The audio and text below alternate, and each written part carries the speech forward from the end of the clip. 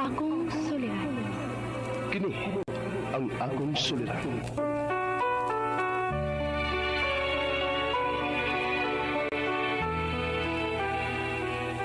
Sa atong pagkaymugso ng kalibutan, gikalawaan at ang daan sa atong suliran.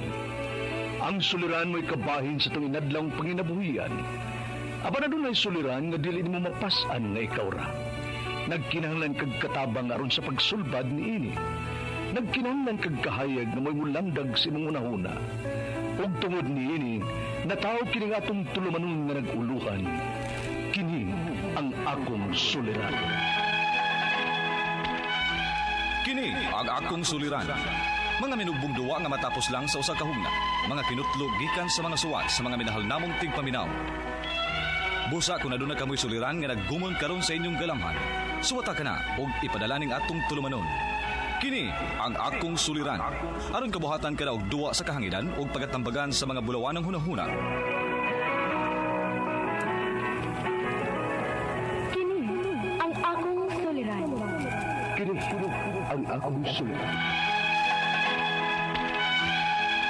Sinumat ni Teresa Tirul Soria, ubos sa direksyon ni Ingrid Miss Iver Tudaso.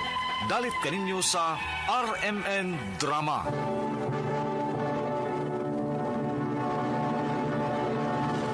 Recorded by X Thunder Gaming.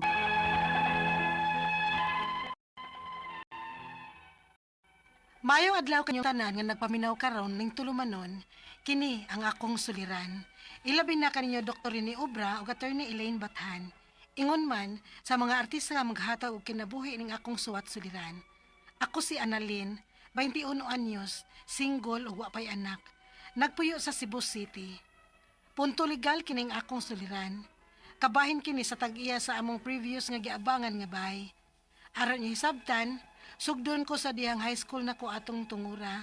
Unya sa bata pa ko, sige na magbalhin-balhin o kaabangan, hangtod nga nidako na lang ko. Ingon ini ang mga panghitabo.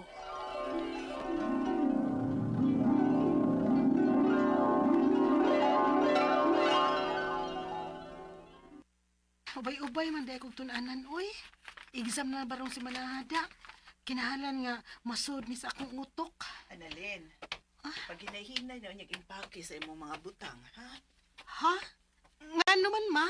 Mangita takabalhinan rong si Manaha. Ha? Nasad? Mawa pa ganit kaabot og tuig din mamalay nasad ta. Wa man ta makabayad sa apang din eh. Maong papawaon na tas tag-iya, day. Pero ma, exam na baro namo karon nga week. Dili na gyud man badaghangi ang tag-iya, ma. Bisag human lang gud sa among exam. Hindi gyud ta makabuot, anak. Ilabi na kay duha ng kabuan nga wa ta makabayad. Ma. Pasensya na ka na ka. Kung nagkahuman pa lang unta kong eskwela, nahaunta ko nindot na trabaho karon. Dili unta ta magkalisod. Dili unta ta magsigig, balhin-balhin og puyo. Pa. Unsa ka kung maundang na lang kog eskwela? Nya magtrabaho na lang ko. Aron sad ko makatabang ninyo ni mama. Dili bahimo oy, Annalyn. Problema ni namo ni papa nimo. Kami ray bahala ini. Ang inyong atimanon, maurang inyong pagtuon. Ma. Paita sa ninyo, day, no? Kapila man mo magsigig balhin-balhin, ha? Lagi day, oy. Kaundangon na lang gani kog eskwela. Gusto na lang ko mo trabaho. Unsa man sa trabaho ang imong sudlan? Sa gunsa lang. Pait gid kaayo ko kung mamalhin mi. Mura na sagdi gid mi kaabtan pirmig tuig. Kapoy na kay magsigig pangitag kaabangan na sad, oy. Nya trabaho man ko ni papa usa ka construction worker. Magdepende lang kung naay project. Si mama pud da bandira. Nya pila ra baya kita ana. 5 pa gyud mi kabuok man nagsuon. Maayo lagi gud tag permanente nga naay magpalabada ni mama. Day, May gani day kay buotan gihapon ang Ginoo namo. Kada balhin namo ba, musugot lang hangin namo nga 1 month deposit lang. Unya kung sunod na papawao na mi. Unya dili na magpahangyo. Asa na malasad mi ibutang oy? day.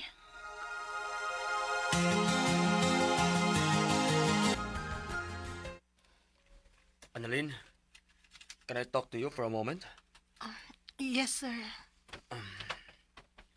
Nakabantay mo ko lately ba nga your grades are going low? Doon na ba kay family problem? Or is there anything that you're going through lately? Kuan lang, sir. Minor problem lang sa family. Oh, I see. Would you like to share? Kuan, namalhin naman sad gud mi og bahay, sir. Mao nga wa gyud ko makafocus og tuon ron sa mga exams. Mauli ay.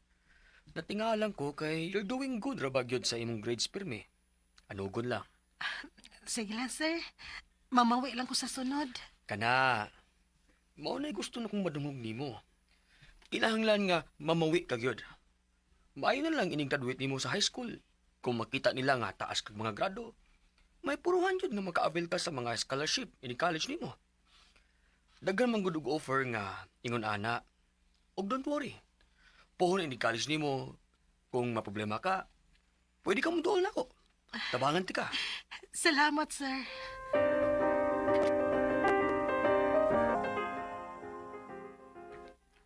Unsa? Sa imong tan-aw di na ka maka-eskwela college? Luka anugon sa gi-offer ni sir nimo oy kung mauna di nimo i-avail. Mora man gihapon, day. Dili man gihapon ko makasure kung makafocus pa ko, ana. Nahibaw na baya ka sa among sitwasyon sa amo. Di, Annalyn. Bless ko pa. Kaluyan ka sa Diyos, anak. Oh, nga naman ka pa. Mura man kag naguol. Lagi na, saong nga, murag taod-taod mga yun nga. Bastang bike ko ini, dugay-dugay. Ha? Nga naman pa? Wa pa may kaybaw. Wa pa may kaybaw kanus ang sunod nga project sa akong amo. Nagkagamay mga gunang iyang kliyente karon. Kun mao pa, unsa may mahitabo na to. Mangita na unya sa taglaing kabalhinan, ani. Murag ingon anak yun nak. Unsa pa?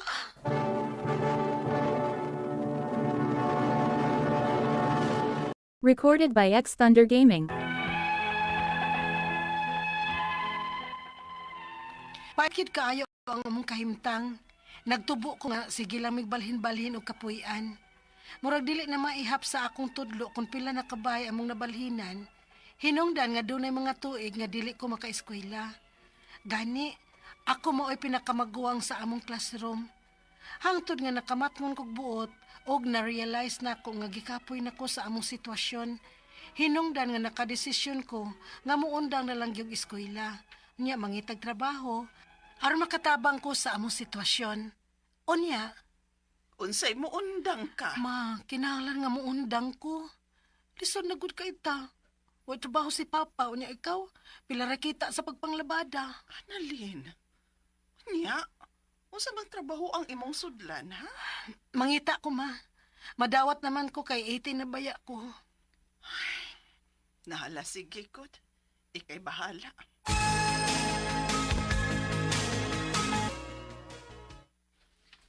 Mag-center lang ka, day. Bright bitaw ka. Madawat ka ko, anak, day. Gano'n kong dili, uy. Huwag salig sa imong utok. Ikaw man gani pinaka-bright sa classroom. Sige, day. Suwayan ako. You're hired. Thank you, Mom. Thank you. Lord. Thank you, Lord.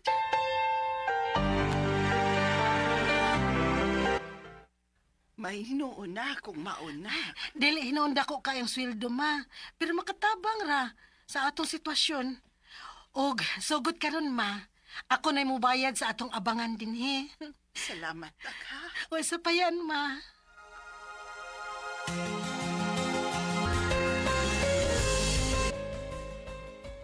Ay, purya-buyag. Nagkalahutay yun yung taong takpuyo din pila ka tubig na. Maugid, ma. At least dili nakaayo hago sa atong bahin nga magsigilan tagbalhin-balhin. Maogyod nak. Di ba yagit tulalim, pero saon taman. Lison man gyud kay Miss Papa ninyo. Mong pasensya gyud kaayo mo.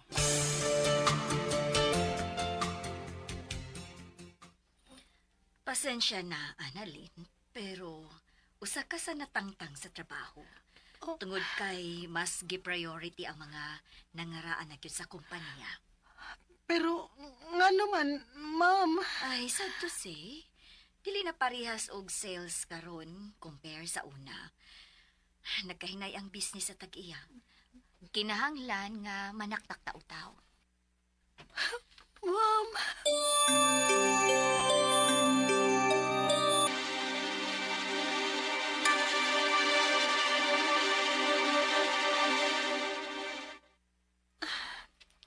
Mag-upat na kabuhan nga sige kong pang-apply.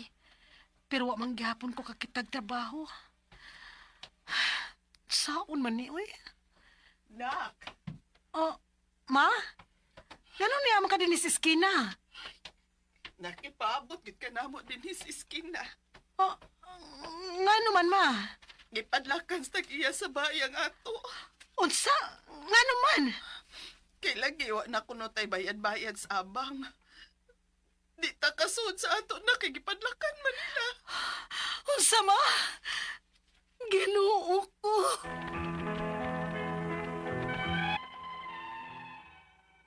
Abi na kog nga, madayo na nga maoki ang among sitwasyon. Pero mas grabe pa man di ay ang among naagian. Ang ako mga pangutana mao kining mosunod, unang pangutana. Husto ba ang gibuhat sa tag-iya nga among previous nga giabangan nga gipadlakan niya ang bay tungod kay wa mi makabayad sa abang? Ikaduha pangutana. Nakasabot ko nga source of income pod niya ang abang sa bahay, pero sakto ba di ay ayang gibuhat nga bisag naa ang among mga butang sa sud pero gipadlakan niya ang bahay.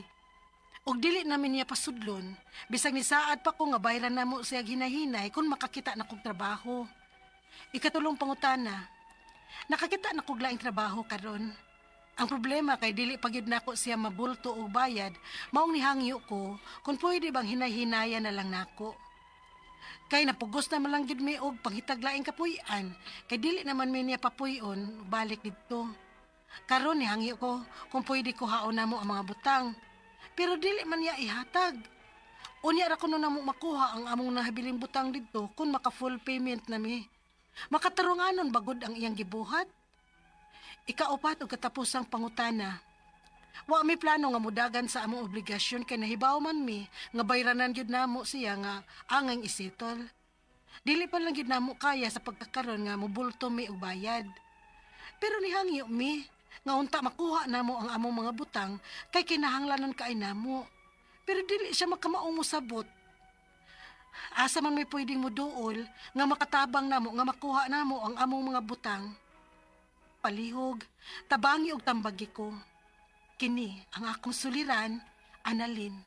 Maayong adlaw mga suking tigpaminaw kini si Attorney Elaine Bathan og ako karong adlaw ang mohatag ninyong tambag tubag solusyon kalinawan sa inyong mga pangutana, mga problema na may punto legal, personal, mga problema na to sa ato ang mga dokumento, titulo, mga kabtangan, pagpanunod, isyu sa pamilya, isyu sa atong karelasyon, atong emotion, unsa pa na nga zon, ipadaan ang inyong suwat ato ng paningkamutan nga matambagan mo, magiyahan mo, malinawan ang inyong hunahuna, ipadala sa suliran_612@yahoo.com or sa ato ang Facebook account nga kini ang Akong Suliran Official Writers Page. Pwede sad atong ipadala sa 3rd floor, Jose R. Martinez Building, Osmeña Boulevard, Cebu City. Kumusta guys? Kumusta to mga sukintig paminaw? Hinawot unta nga pagmata na to karong adlaw.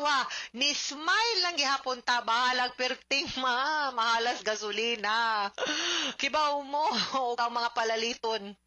Gahapon nakadawat kog note nga ang tubig nga akong ginapalit kanang simana ba kanang mineral water nako mo increase ang kada galon o kanang kada container og 5 pesos tiyaw mo na. Tubig pa lang na giingnan ko nga ang bugas ni saka po niya mopalit na ra ba mi. Sus unsa naman lang gyud ni oy. Ampo gid ta guys, ampo gid ang mahumani malamdagan in taon ng mga leader sa ubang nasod nga nagigira dinha nga wa gyud intay mudaog aning gubata. Wa kalayo ra nato sa Middle East pero grabe kitang napagan aning gubata guys, no? Sus ka-feel gyud ko nga daghan kayo nga Gatipid ako, akong ruta. Ginaihap na nako asa ko rong adlaw ha. Kay para dili ngita ako paagi nga dili ko makalas ugas. Sayang man, no? Sayang sad yun. No mahal baya, bahal ang gasolina, dili lalim. Unya, di sad ta why increase sa sweldo and all, no? Adjustments, and I hope ang ato ang national government will take action ug unsaon gyud niyang ato ang mga problema diri. Padayon lang gyud ta. In the meantime, padayon lang gyud ta. Kasikas padayon sa ato ang pag-ampo for world peace, kalinawan, and padayon lang ta sa ato ang trabaho. Let us not resort no to dishonesty. Dili lang muinit atong di nato sabayan ang gira o gubat sa init nato guys ha. Padayon ta. Letter sender si Annalyn. Si Annalyn 21 years old from Cebu City, single, wa pay anak, nani siya issue sa mga nag-iya sa balay kung katong nag-abang man to sila, no? Kay nagdako ni si Annalyn nga iyahang pamilya, wa pa man to'y kaugalingon nilang balay, nag-abang ra, unya I think naka-affect man po ni siyang pagskwela and all, unya kay dili lagi mahimutang og asa sila, no? So, I think, and then they had issues already, ana. So, una niyang pangutana, no? Husto ba ang gibuhat kuno sa tag-iya nga sa ilahang previous nga gialbangan nga gipadlakan niya ang balay tungod kay wa sila bayad-bayad sa abang. Ang akong pangutana nimo mauni, no? Nga naa ba na sa inyong kontrata nga ipadlak niya in the event nga di mo makabayad? Kay naamang kuy uban nga mga contract of lease kanang kontratas pag-abang, no, kasabutan sa pagpangabang og yuta or balay nga in kaso ibutang manggod po na nila, pero kung wa mo'y dokumento ana di gyud na makatarunganon, di sad na makaangayon, no? Kay wa man sa sabot unya ang iya dapat hatagan mo proper notice ug evict pud mo, no? So dili pwede nga iyang padlakan. Kailangan yung mga butang po din ha. Pwede sa mumukiha for doing that, no? Ikaduhang pangutana, nakasabot ko nga source of income po niya ang abang sa balay, pero sakto ba diyang gibuhat nga bisag na among mga butang sa sud, pero gipadlakan niya ang balay ug dili namin niya pasudlon. Bisan ni saad pa ko nga bayra na mo siya hinay-hinay kung makakita na kog trabaho. Okay. The thing is, dili siya mapadlak na niya kay para di na mo pasudlon, but kinahanglan na niyang ablihan para kuhaon ng inyong butang. At some point, pwede na ninyo ipabarangay kay kanang butang di man na iyaha, nagpabilin man ang inyo, so dili na niya pwede ipadlak forever. Pwede siguro nga di na lang yun mo pasudlon kay yan tinungha, palayaso na lang yun mo kay di na yun siyang mo pagamit sa iyahang balay or sa iyahang unit, di na yun mo niya paabangon kay mo man yan tinguha. So kay di masag yun mo kay kung naamo suds balay god di man pud mo niya pwede bitaron. So I think mo na iyang gibuhat nga gipadlak, but pinaagi sa pagpadlak magsabot mo, okay, ablihan ni nako pero igo na lang mo makuha sa butang, no? Sorry gyud kaayo Annalyn, but naamang gyud puy katungod gud ang tag-iya sa inyong giabangan, no, nga unit or balay nga of course obligasyon man sa natugod nga mobayad sa abang. And of course I know, like you said, source of income ang gyud na niya, nasa siya katungod nga ipaabang na niya sa katong makabayad, no? Sadly gyud naamang giuban gyud nga di gyud mo sabot na timingan ka, naabiya gyud puy uban nga pero na aragid po'y tamdanan tanan, labi na rong mga panahon na, no, nga magsaligod tas mga abot or abang, lisod kaayo. Ikatulong pangutana, nakakita na kog laing trabaho ron, ang problema kay dili pa gyud nako siya mabulto og bayad, maong nihangyo ko kung pwede hinay-hinaya na lang nako siya. Kay napugos naman lang gyud mi og pangitag laing kapuy-an, kay dili naman mi niya papuy-on og balik dito pod. Karon, nihangyo ko kung pwede kuhaon na mo ang among butang. Dili man niya ihatag. Unya, ang dakuno na mo makuha ang among mga nahabiling butang dito kung maka-full na mi og bayad.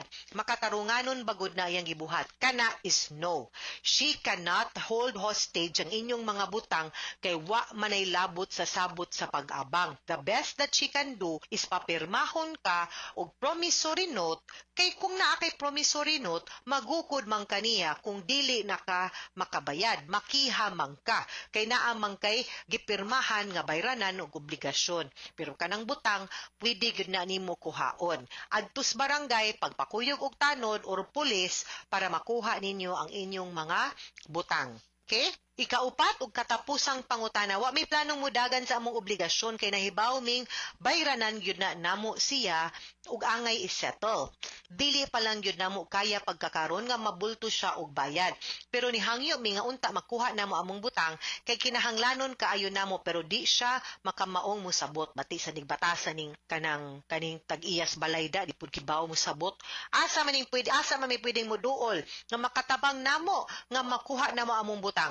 I think una sa tanan pwede na ninyong ipabarangay, no? Pag-file og complaint didto and then didto like I said offer nga magpinirmahay mo og promissory note. Kana makagukod man gyud siya ninyo. I think that's the reason nganong di siya ganahan nga naniguro na siya nga naasa niya ang mga butang ninyo kay feeling niya, di na niya mo mubayad, no? Pero di man na niya mahilabtan. So, pwede na ninyo siya ikiha kung mawagtangan, no? Or maguba pa lang gani na ipasabta na ninyo siya nga naapoy balaod nga nagprotektar ninyo og sa inyong mga butang. Now, kung ang iyahang tumong is maniguro siyang mabayaran siya, ang kanang pagpirma nimo og pag-execute og promissory note, mauna ang iyahang security, mauna ang iyahang assurance nga mabayaran siya kay kung dili ka mo bayad pod magukod mapug kaniya makihasad kaniya, no? Kay legal man ang dokumento ang promissory note. So I think sugod sa tadiha sa barangay basin pag mapastorya ni Kap, no, og mahangyo ni Kap kay dili gani gyud, I think kinahanglan gyud tag abogado para makuha nato ang imuhang mga butang kay di man gyud pud na niya pwede i-withhold. Okay? May nalang gani nakamuno kini bayad mo kinay uban mulayas diretso biyaan dili gubon pang mga bongbong din ha, no? Lababo gubon, ang inidoro gubon, unya kanang biyaan na lang ang balay gibaboy, no? Unya di pagid mo bayad. May gani ikaw ni bayad ka nagtinaro mo istorya pa makigatubang pa. And I hope ang kaning imuhang kanang owner, no? Unta malumo po nung tawag kasing-kasing kay wa man ka naghinay-hinay man kag bayad ana, no, sa iyang utang. Unya kato akong giingon nga kung maka-assure ka niya through a promissory note, that should be enough. Okay, I hope masettle ni mo Annalyn og mga suking tigpaminaw hinaot unta nga namoy nakutlo na pagtulunan karong adlaw. Kini si Attorney Elaine Bathan, daghan kayong salamat sa inyong pagpaminaw sa atong tulumanon hangtod sa sunod nga sugilanon dinhi gapon sa tuang programa kini ang akong suliran gikan sa RMN Production Center, Radyo Mo Nationwide. Tata Carmen, daghang salamat og maayong adlaw. Mga higala,